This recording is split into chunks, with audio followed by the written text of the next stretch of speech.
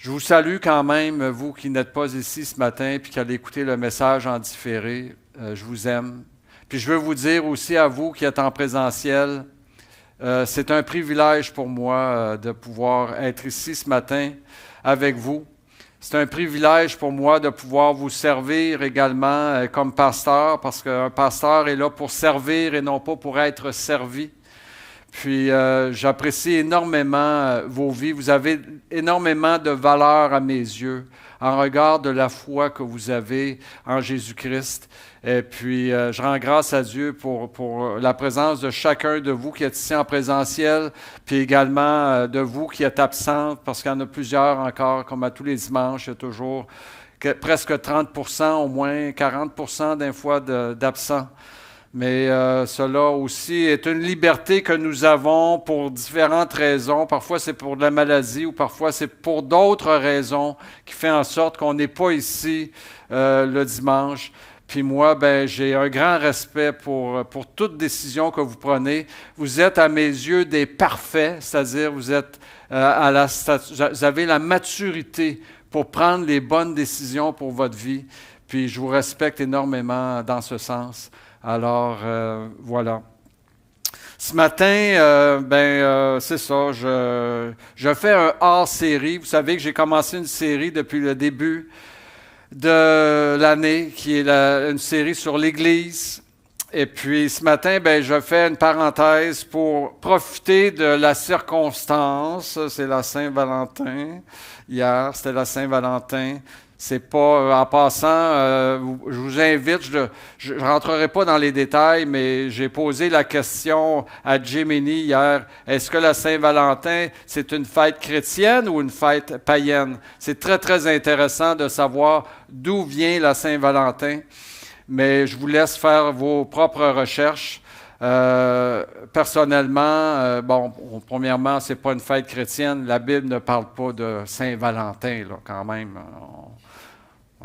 Et vous savez que toute fête, même les fêtes qui tirent leur origine de la parole de Dieu, sont devenues aujourd'hui des fêtes commerciales. Ça fonctionne si ça fait rouler l'industrie. Mais s'il n'y a pas de profit à retirer d'une fête, on n'entendra pas parler. La société n'embarquera pas dans une fête qui n'est pas commerciale. Malheureusement, c'est le monde dans lequel nous vivons.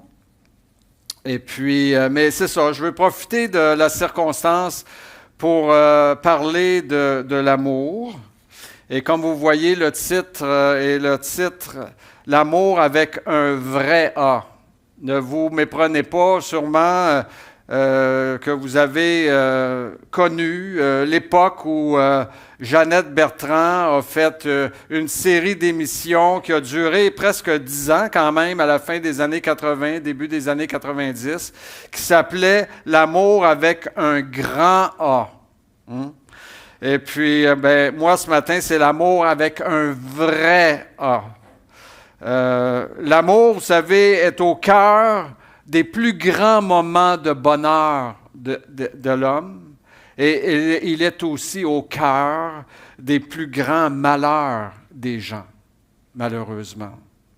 Parce que les gens ne savent pas aimer, ne connaissent pas vraiment ce qu'est l'amour, mais c'est une émotion, c'est un sentiment qu'on ne peut pas éviter si on est un être humain fait à l'image de Dieu. Et malheureusement, parce que c'est le cas, puis il faut veiller sur notre cœur plus que sur toute autre chose, n'est-ce pas ce que la Bible dit? Parce que le cœur a tendance à s'endurcir, voire à s'apesantir. Tu sais, Jésus dit « Veillez et priez », puis faites attention par l'abus, par l'excès de l'usage de tout ce qui est dans ce monde, la nourriture, le boire et puis l'abondance des biens qui nous environnent, parce que notre cœur s'appesantit dans ces circonstances-là. C'est-à-dire qu'il y a de la difficulté à aimer avec un vrai A. Et ce matin, ma prière à Dieu, c'est vraiment qu'il y ait une onction sur moi-même pour vous apporter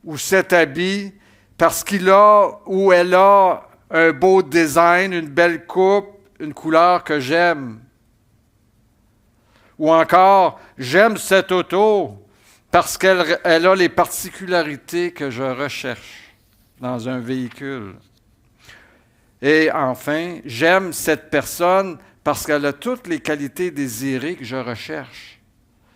Elle est jolie, elle est éduquée, elle est travaillante, elle est serviable, elle est disponible, patiente, intelligente, soignée, sportive. Tu sais, nous, on aime en fonction de ce qu'on reçoit.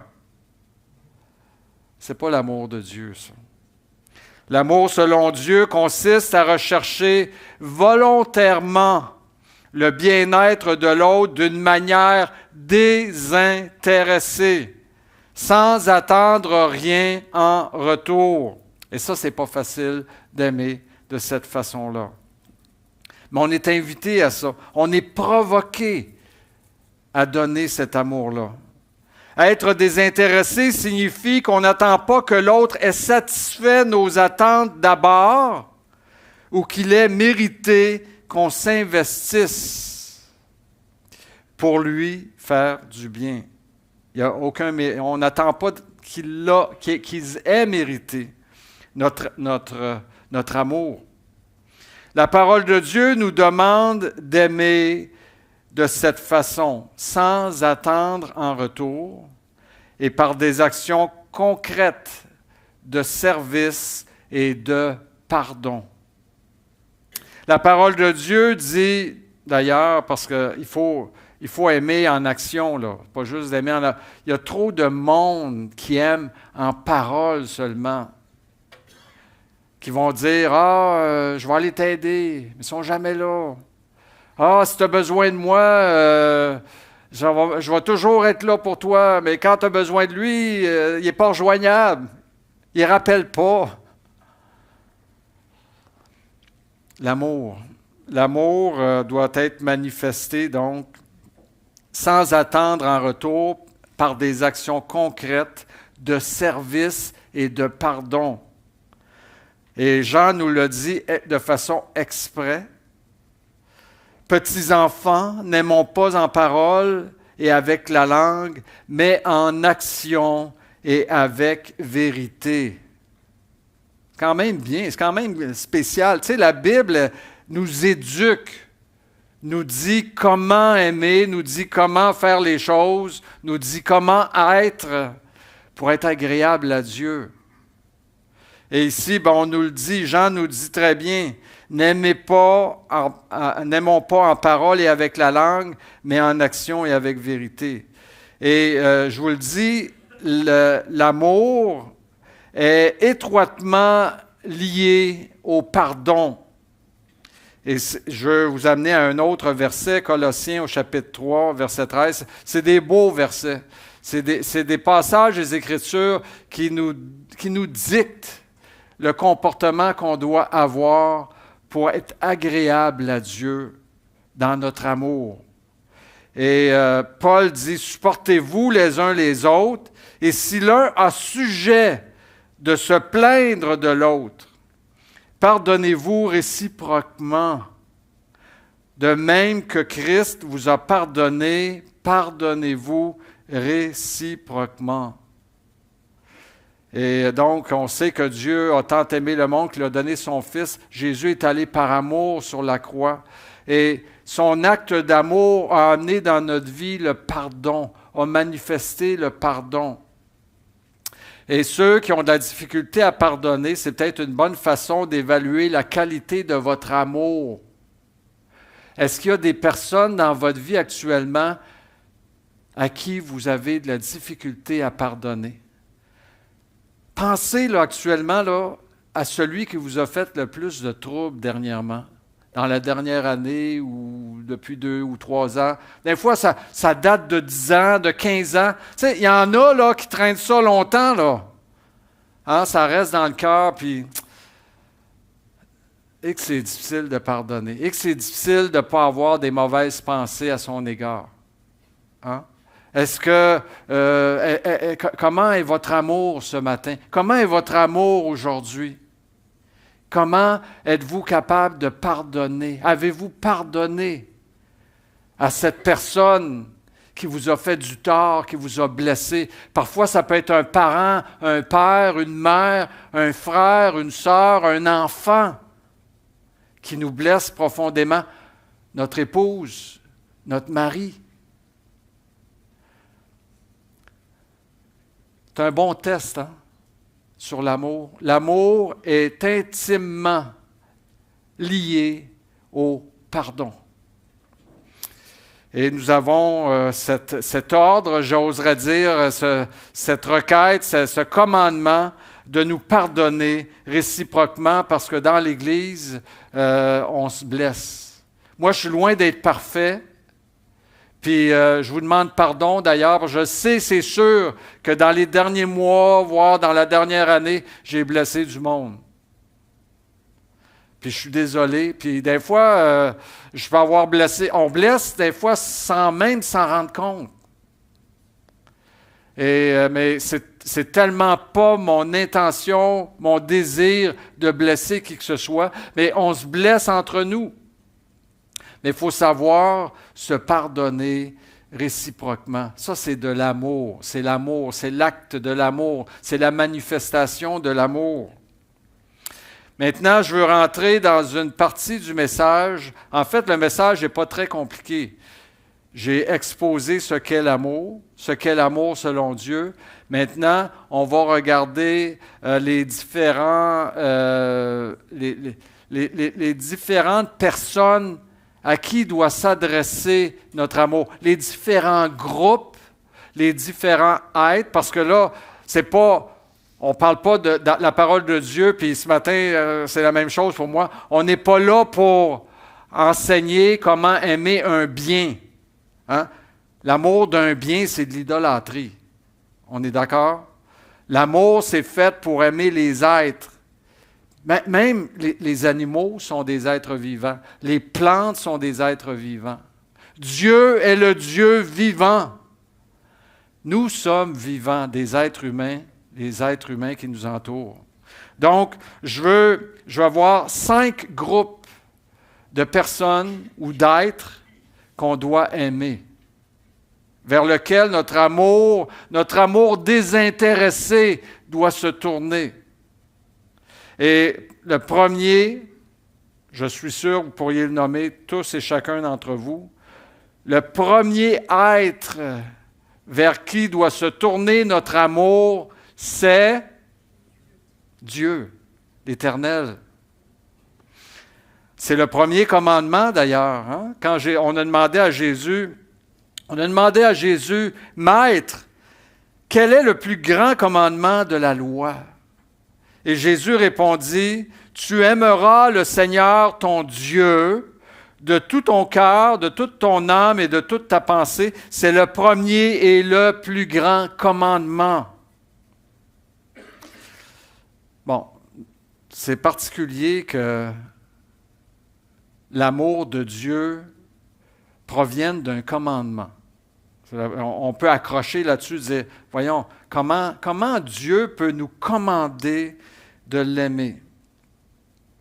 Je vais vous dire ceci par rapport à l'Éternel, parce que Dieu est méconnu, même parmi son peuple. Je dirais donc ceci, Dieu est tellement grand, il est tellement parfait, il est tellement bon, il est tellement puissant, il est tellement glorieux, il est tellement miséricordieux, et il est tellement près de chacun d'entre nous pour nous faire du bien. Parce qu'il est notre Créateur.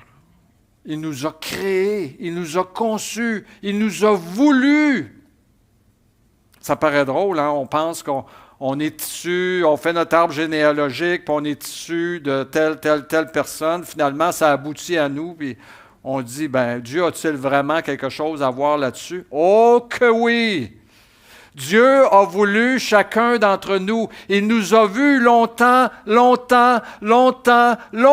d'avance. Bien avant de savoir que nos arrière-grands-parents aboutirait jusqu'à nous aujourd'hui. Dieu nous a connus alors même qu'on était en fabrication dans l'utérus de notre mère. Dieu nous a voulu, chacun d'entre vous, si vous existez, si vous avez le souffle de vie, c'est parce que Dieu vous a voulu. Dieu vous a créé. Dieu est près de vous. Et ne pas l'aimer avec ce qu'il est, c'est un mal grave, c'est un péché. Et c'est pour ça que l'amour de Dieu, en fait, quand Jésus résume, il résume les commandements de Dieu, parce qu'on sait qu'il y a 10 commandements dans la loi, et les 4 premiers commandements nous sont adressés pour notre relation entre nous et Dieu. Les 4 premiers commandements s'adressent à nous pour notre amour envers Dieu. Et donc, mettre en pratique les 4 premiers commandements de Dieu, parce que Jésus parle vraiment d'amour. Hein? Jésus dit, tu aimeras le Seigneur ton Dieu. C'est le plus grand commandement. Tu aimeras le Seigneur ton Dieu de tout ton cœur, de tout ton cœur, de toute ton âme et de toute ta pensée. Et puis, ce commandement résume les 4 premiers commandements. Mais mettre en pratique les 4 premiers commandements de Dieu, ce ne doit pas être un acte d'obéissance servile. Dieu ne s'attend pas à ça de nous. Dieu s'attend à ce qu'on l'aime, puis qu'on lui obéisse par amour. Parce que ce qu'il nous demande, c'est juste et bon, c'est parfait. C'est vraiment ce que nous devons faire dans notre vie. Et je regarde les 4 premiers commandements qu'on doit accomplir ou qu'on doit réaliser de façon naturelle, dans un acte d'amour profond et passionné. On ne doit pas avoir d'autres dieux devant sa face, ne pas se prosterner devant de faux dieux et les servir, ne pas prononcer son nom en vain et prendre du temps dans ta semaine pour sanctifier le nom du Seigneur, le dimanche étant reconnu par la communauté chrétienne depuis 2000 ans comme étant la journée qu'on doit prendre pour sanctifier le nom du Seigneur. Et je rends grâce à Dieu de vous voir ici en ce dimanche matin dans le but d'accomplir cet acte par amour et non pas par obligation. Vous êtes-vous levé ce matin en vous disant « Ah non, je vais être obligé encore un matin de me lever. C'est ma seule journée de repos. Puis là, il faut que je me lève pour aller à l'église. Hein? » En fait, c'est loin. Si vous avez cette attitude, si c'est comme ça que vous venez servir le Seigneur le dimanche matin, il faut changer votre registre. Il y a quelque chose qui ne fonctionne pas. Ce n'est pas l'amour à laquelle Dieu s'attend de votre part. Vous devriez dire, « Ah, hurrah, Seigneur, je veux courir dans tes bras en ce dimanche matin pour te servir, pour faire ta volonté, pour t'adorer, pour te chanter, pour te louer et pour partager ta connaissance, te connaître, mieux te connaître, Seigneur, avec mes frères et mes sœurs dans la communauté. » Et toute la journée est faite aussi pour sanctifier le nom du Seigneur. Une journée de repos, c'est pas de trop dans des semaines de 7 jours, puis avec le travail que plusieurs font aussi. Et tout ça doit être fait dans l'amour, par amour. Ce sont des actes d'amour auxquels Dieu s'attend de notre part. Et puis, c'est la question d'ailleurs, c'est une des grandes questions que vous devez vous poser ce matin. Puis je vous invite vraiment à, si ça peut faire écho dans votre cœur toute la journée. Puis je reviens à la question que Jésus a posée à Pierre, m'aimes-tu? C'est ça, j'ai marqué ici sur ma feuille, la question du jour. Est-ce que tu aimes Dieu? Sincèrement, sonde ton cœur. Est-ce que tu aimes Dieu comme il mérite d'être aimé, comme tu devrais l'aimer. Je vous le dis, il y a tellement de bonheur à aimer Dieu. On a vu tout à l'heure dans la petite vidéo rigolote, les gens qui se disent « je t'aime » dans des moments, dans des instants, parfois cocasses, dans des moments intenses de passion. Mais il y a énormément de bonheur dans l'amour. Je vous dirais encore une fois, les plus beaux, les plus grands moments de bonheur de notre vie, ils sont dans l'amour. C'est fait par amour. On est dans un moment où on est en amour. Et je vous le dis, être en amour avec Dieu, il n'y a pas de plus grand bonheur que celui-là. Aimer Dieu. Et donc, l'amour procède d'un choix et doit procéder d'un choix et non d'une obligation. Je vais parler de la loi qui nous dit... qui nous commande d'aimer Dieu, mais en réalité, l'amour procède d'un choix et non d'une obligation. Moi, je ne suis pas obligé d'aimer Nathalie, mon épouse, puis Nathalie n'est pas obligée de m'aimer non plus. Puis les plus belles unions conjugales, les couples qui fonctionnent le mieux, ce sont deux personnes qui ne sont pas dépendantes affectives l'un de l'autre et qui pourraient choisir bien d'autres personnes autour d'eux, mais qui se sont choisis mutuellement et ils choisissent à tous les jours un choix, pas une obligation, de s'aimer. L'amour doit provenir d'un choix. C'est ce que Dieu s'attend de chacun de nous à son égard. Qu'on aime Dieu non pas par obligation, parce qu'on est sous le joug de la loi. On n'est plus sous le joug de la loi. Mais parce qu'on a choisi, et on choisit à tous les jours d'aimer Dieu. Est-ce qu'aimer Dieu pour vous est un choix? Est votre choix à vous? Est-ce que c'est le choix de vos parents? Est-ce que c'est le choix de votre mari, de votre épouse? Vous aimez Dieu parce que vous voulez plaire à votre épouse ou à votre mari, puis vous ne voulez pas qu'il y ait de conflit dans la maison? Est-ce que, comme enfant, vous aimez Dieu parce que papa et maman nous ont dit d'aimer Dieu, puis que si je dis que je ne suis pas prête à aimer Dieu, je ne peux pas faire le choix actuellement d'aimer Dieu, bien là, ils vont me tomber dessus, hein? L'amour doit être un choix. L'amour de Dieu doit être un choix. Je ne suis pas obligé donc d'aimer Nathalie. C'est un choix de l'aimer et je suis béni de l'aimer parce qu'elle m'aime en retour. Qui nous a aimés le premier? C'est Dieu. Mais la Bible dit, et nous l'aimons parce qu'il nous a aimés le premier. Et puis, c'est comme ça que ça doit marcher dans le couple. Attendez pas que votre conjointe vous aime. Aimez-le, aimez-la le premier. Et il va vous aimer, elle va vous aimer en retour. Bon, je vais parler un petit peu des couples tout à l'heure. Là, je dévie un petit peu de ma structure de message, mais quand même, vous savez, on a tous besoin d'aimer et d'être aimés. Moi, je carbure à l'amour. Nous carburons tous à l'amour, parce que c'est le besoin fondamental de tout être humain d'être aimé et d'aimer. Pourquoi? Parce qu'on est fait à l'image de Dieu et que Dieu est amour. Alors l'amour est important. Ce matin, le message, c'est un message important.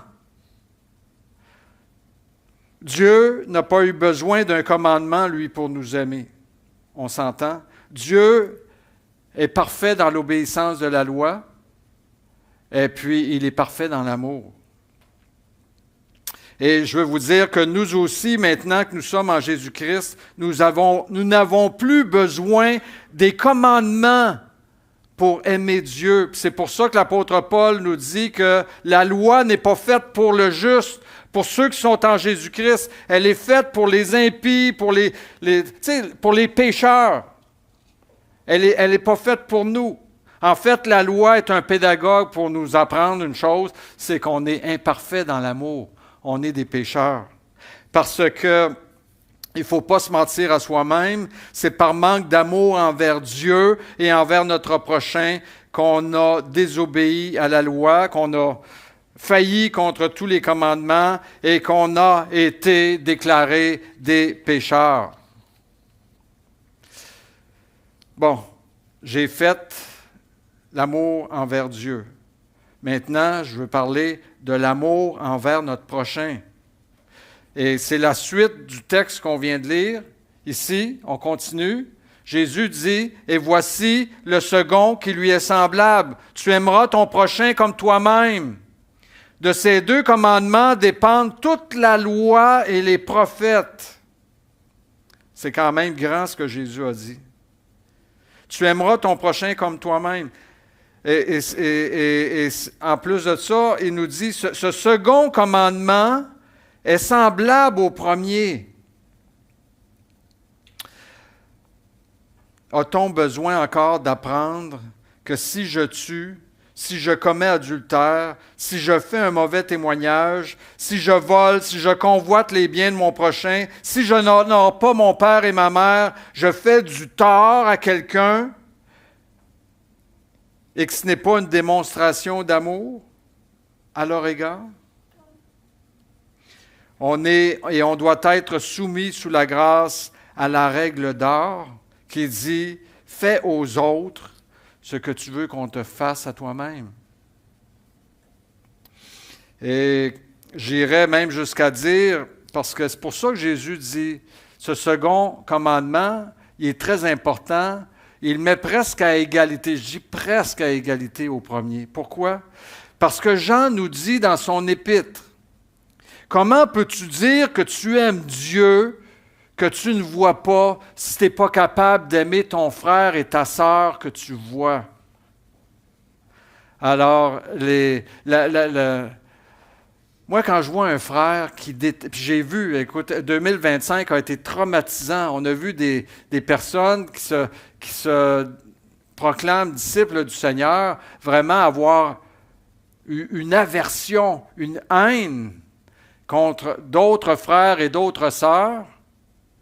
Et puis je me dis, comment peux-tu proclamer que tu aimes Dieu, que tu ne vois pas, si tu n'es pas capable d'aimer ton frère et ta sœur? Puis je vous le dis, c'est encore un gros et un bon test à faire pour connaître quelle est la valeur, quelle est la qualité de l'amour que vous avez pour Dieu. Regardez comment vous aimez vos frères et vos sœurs, surtout ceux et celles qui peuvent vous avoir fait du tort. Et encore une fois, il faut faire attention parce que l'amour, j'ai dit, c'est rattaché au pardon. Ça ne veut pas dire qu'il faut accepter toute chose. Mais il reste que quand on parle de notre prochain ici, c'est de façon plus générale, tous ceux qui nous entourent. Vous savez, on a posé la question à Jésus encore, qui est mon prochain? Et Jésus a expliqué de façon, je résume, de façon simpliste, c'est ceux que Dieu met sur ton chemin. Ça, c'est ton prochain. Ton prochain, c'est celui qui a besoin d'aide, que tu peux aider, vers qui tu peux intervenir pour lui venir en aide, mais qui est sur ton chemin. Alors, le troisième groupe, on avance. L'amour doit être orienté. Bon, j'ai parlé de l'amour de Dieu, envers notre prochain. Maintenant, je veux parler de façon plus spécifique envers les enfants de Dieu, envers le peuple de Dieu, envers ceux qui sont nés de Dieu. Les enfants de Dieu sont une classe à part. Maintenant, il y en a qui vont poser la question suivante, est-ce qu'on doit aimer plus les enfants de Dieu que les autres? Je vous dis que non, l'amour du prochain est clair. Là. Mais Jésus a quand même dit, c'est-à-dire, Père, je ne te prie pas pour le monde, mais pour ceux que tu m'as donnés. Jésus fait une distinction. Et cette distinction, lorsqu'on fait une étude biblique là-dessus, elle est particulière. Parce que les enfants de Dieu sont une classe à part. Et puis, ils vivent enfin, ils sont un peu ce qu'a été Abraham, Isaac et Jacob. Dieu a dit à Abraham, il dit, je bénirai ceux qui te béniront et je maudirai ceux qui te maudiront. Est-ce que ça peut s'appliquer à nous?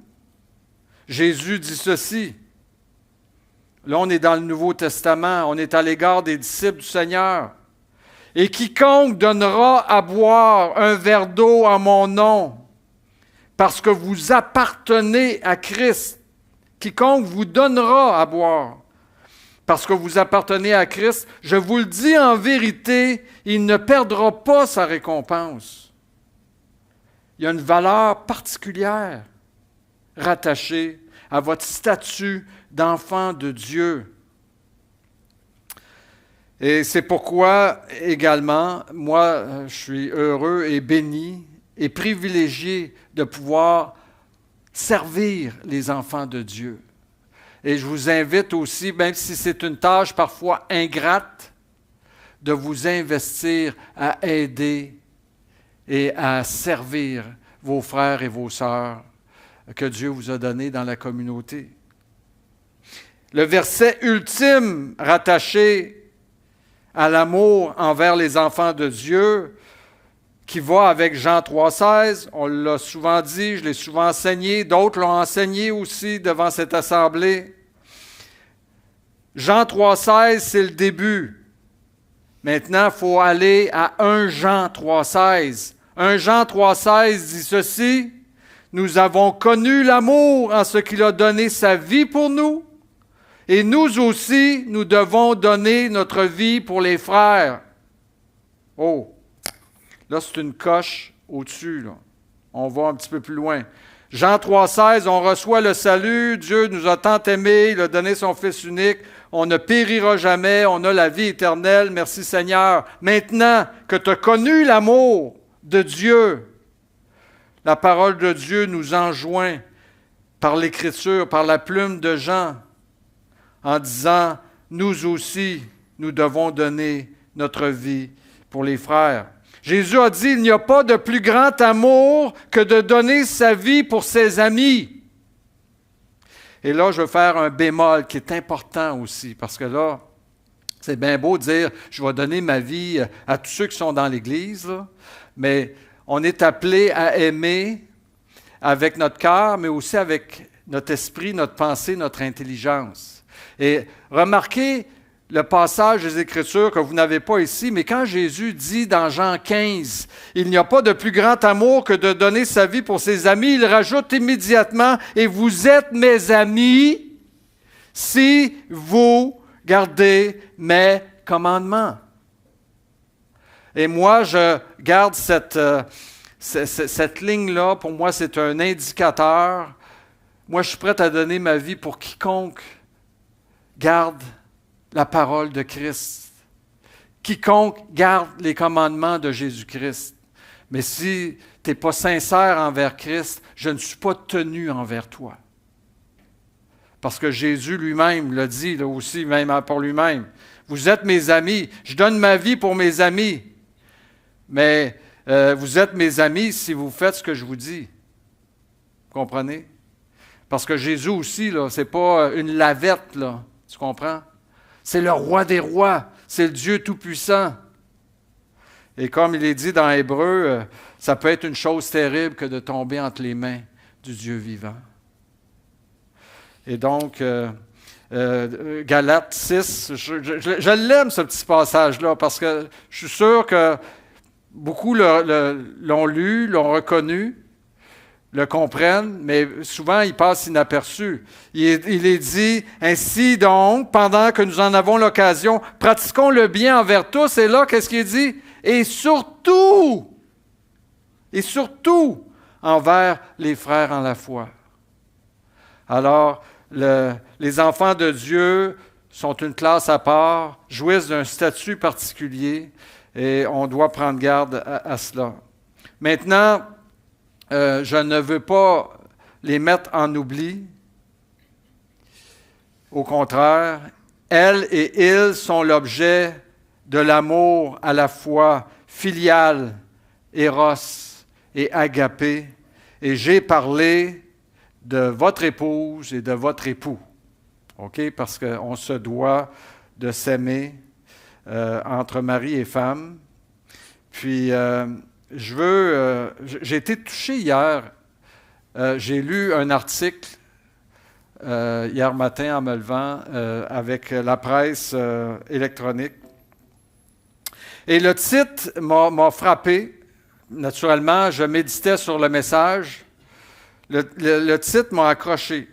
L'amour au front. L'amour, pas l'amour au front, le front ici, là. L'amour au front à la guerre.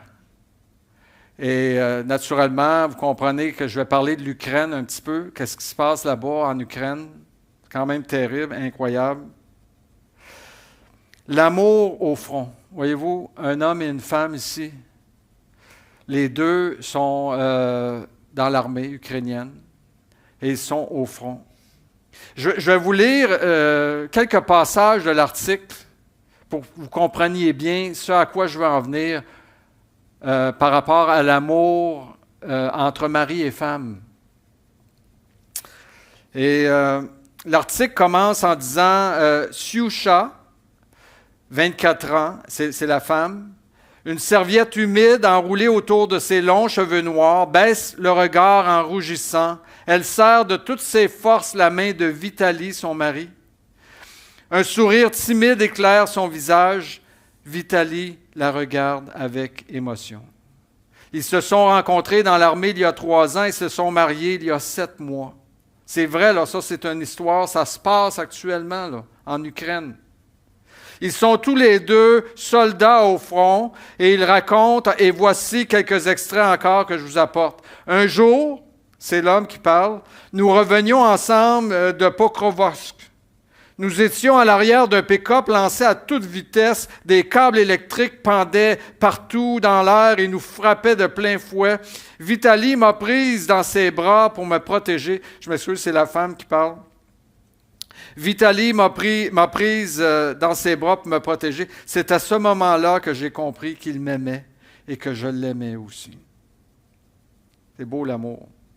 Depuis, ils ne se sont plus jamais quittés. Et lui dit, je ne peux plus monter au front sans elle, ni elle sans moi. Je me fais trop de soucis, alors nous avons tout organisé pour rester ensemble. Ils sont au front, il y a déjà des centaines de milliers de soldats du côté russe et ukrainien qui sont morts dans cette guerre qui dure depuis 4 ans. Ils sont tous les deux ensemble à cet endroit qu'on peut comparer presque à l'enfer. Et là, l'homme dit, pour moi, l'amour représente tout, insiste Vitali. Suisha est tout pour moi. Je suis prête à mourir pour elle. Je bénis Dieu tous les matins de l'avoir mise sur mon chemin. Puis là, dans le texte, il est dit, un jour sur la route, en tout cas, je fais fi des endroits qui sont nommés parce que j'ai de la misère à les prononcer. Une bombe à sous-munitions a frappé de plein fouet l'une de leurs positions. Et Suisha a été violemment projetée et a perdu connaissance. Et là, il dit, j'ai cru qu'elle était morte. Je l'ai amenée immédiatement à l'hôpital et je suis resté près d'elle. J'étais à son chevet en larmes et je priais Dieu qu'il ne lui soit rien arrivé. En Ukraine, actuellement, sur le front, il y aurait 70 000 femmes qui sont là à combattre auprès des hommes. Et un grand nombre de ces femmes sont là parce que leur mari, parce que leur père, parce que leur enfant est là en train de combattre, ils ne sont pas capables de dormir à la maison, loin de leur mari. Ils ne sont pas capables de trouver le repos, alors ils ont décidé de s'enrôler eux aussi, puis de s'en aller sur le front avec leur famille. C'est quand même incroyable. Quand je pense à ça, j'étais vraiment touché. Puis je me disais, n'est-ce pas là l'amour qu'on se doit les uns pour les autres? Paul dit dans Éphésiens, Marie, aimez vos femmes, comme Christ a aimé l'Église et s'est livré lui-même pour elle afin de la sanctifier par la parole. Aimez vos femmes comme Christ a aimé l'Église. Moi, je vais vous dire ceci, maris, aimez vos femmes et femmes, aimez vos maris. Et que chacun donne à l'autre ce qu'il lui doit, car vous êtes ensemble sur le front. Réalisez-vous que nous aussi, nous sommes sur un front. On est en guerre, une guerre spirituelle. Et l'enjeu est grand. Nous défendons un territoire, le territoire du royaume de Dieu sur terre. Et notre enjeu, c'est un couronnement. Puis, votre femme doit hériter de la même grâce que vous, et votre mari doit hériter de la même grâce que vous. Et nous sommes chanceux de pouvoir être deux pour lutter ensemble. Ce n'est pas le temps de se chicaner comme ça peut se faire, et je l'ai vu trop souvent dans les foyers chrétiens. Ce n'est pas le temps de chicaner parce qu'il y en a un qui met le papier de toilette du mauvais bord. Non, mais c'est vrai. Moi, je trouve que le papier de toilette, ça se déroule mieux comme ça. Moi, mon épouse, elle trouve que ça se déroule mieux sur l'autre sens. À un moment donné, on a essayé de faire un consensus, de trouver une position, puis ça ne marche pas. Mais savez-vous quoi? Nat, continue à le mettre sur le bord que tu veux. Puis je t'aime quand même, je suis tellement heureux d'être avec toi. Puis quand je vais aller aux toilettes, je vais prendre le papier de toilette, puis je vais le tourner sur l'autre bord.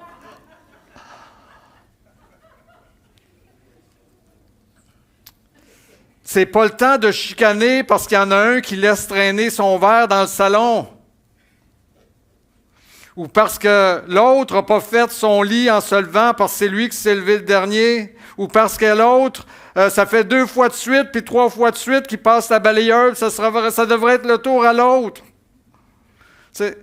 On rit, mais les divorces, ça commence comme ça.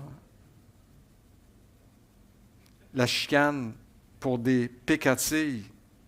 Hey, ils sont sur un front, les balles sifflent de chaque côté, ils ne savent pas si un ou l'autre va être encore vivant demain matin.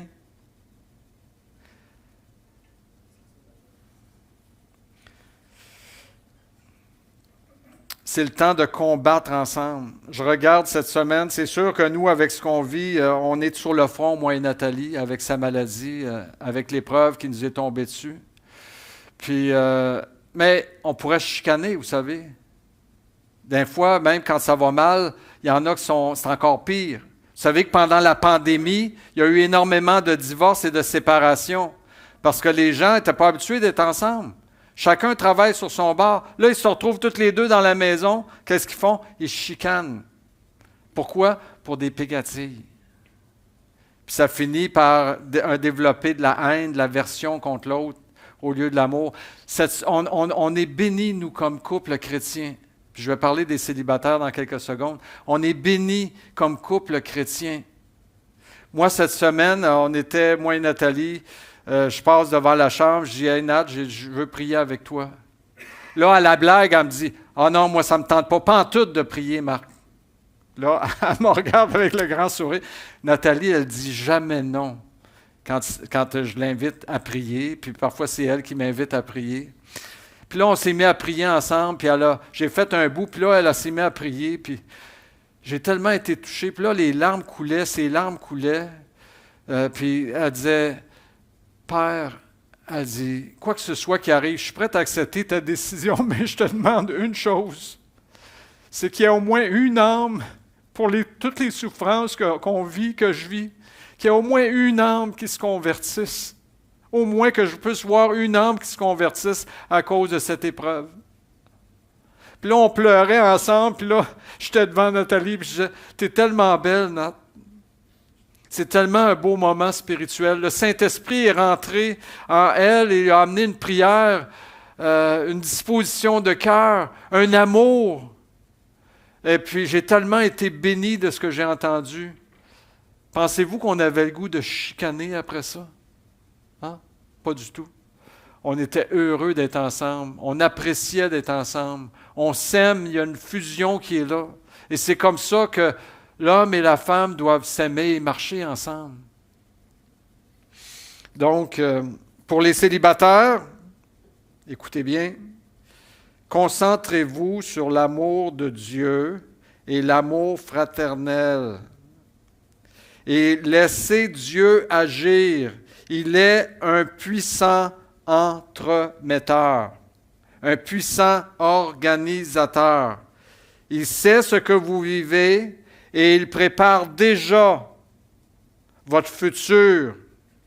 Ayez confiance, soyez en paix. Et encore une fois, concentrez-vous sur l'amour de Dieu. Vous avez l'opportunité d'avoir Dieu comme époux, comme épouse actuellement. Et sur l'amour fraternel. L'amour fraternel. Donc, le 5e élément, parce que j'ai parlé, si je résume, l'amour envers Dieu, envers le prochain, envers les enfants de Dieu, envers votre femme et votre mari, et aussi également, 5e, envers nos familles. Paul dit que ceux qui ne s'occupent pas de leur famille sont pires que des infidèles. Et puis, je sais, il arrive et demi maintenant. Ça va être le dernier mot. On va lire ensemble 4 versets sur l'amour. OK? Parce que, encore une fois, il y en a qui peuvent peut-être dire, c'est quoi aimer? C'est quoi aimer? Aimer, c'est bien résumé dans 1 Corinthiens 13. Et je veux juste prendre les versets 4 à 7 où il est dit, l'amour est patient. L'amour est plein de bonté. L'amour n'est pas envieux. L'amour ne se vante pas. Il ne s'enfle pas d'orgueil. Attention à l'orgueil. On en a tous en nous. Arrachons l'orgueil de nos cœurs. Il ne fait rien de malhonnête. Il ne cherche pas son intérêt. Il ne s'irrite pas. Il ne soupçonne pas le mal. Il ne se réjouit pas de l'injustice, mais il se réjouit de la vérité. L'amour pardonne tout, l'amour croit tout, l'amour espère tout et l'amour supporte tout. Puissiez-vous, vraiment c'est ma prière, mieux aimer Dieu, mieux aimer votre prochain, mieux aimer vos frères et vos sœurs, mieux aimer votre mari et votre femme, puis mieux aimer vos familles. Vraiment, vraiment. Puisse Dieu, puisse le Saint-Esprit en vous rendre votre cœur un cœur rempli, brûlant d'amour. Amen. Que Dieu vous bénisse. Confessons ensemble ce chant qui est cher, qui est extraordinaire. Merci d'un cœur reconnaissant. Merci ô Seigneur 3 fois saint. Merci, car il a donné Jésus-Christ, son Fils. Merci d'un cœur reconnaissant. Merci ô Seigneur 3 fois saint. Merci, car il a donné Jésus-Christ, son Fils. Maintenant, le fait dit, je suis fort. Le pauvre dit, je suis riche. Dieu a fait de grandes choses pour nous. Maintenant, le fait dit, je suis fort. Le pauvre dit, je suis riche. Dieu a fait de grandes choses pour nous. Confessons ensemble. Merci. Merci.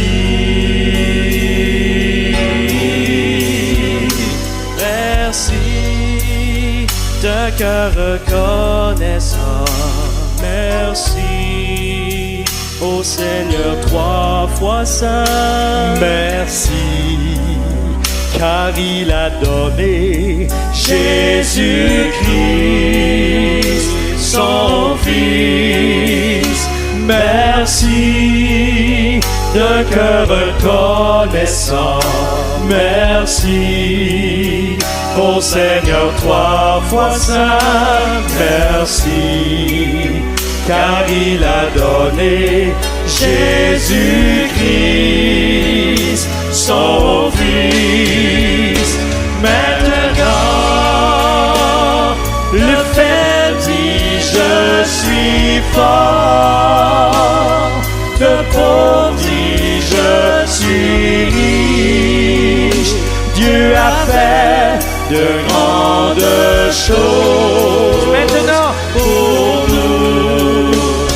Maintenant,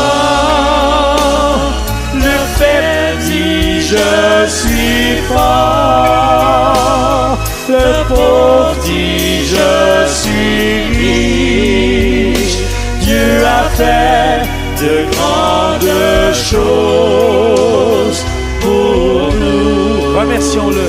Merci. Merci. Merci.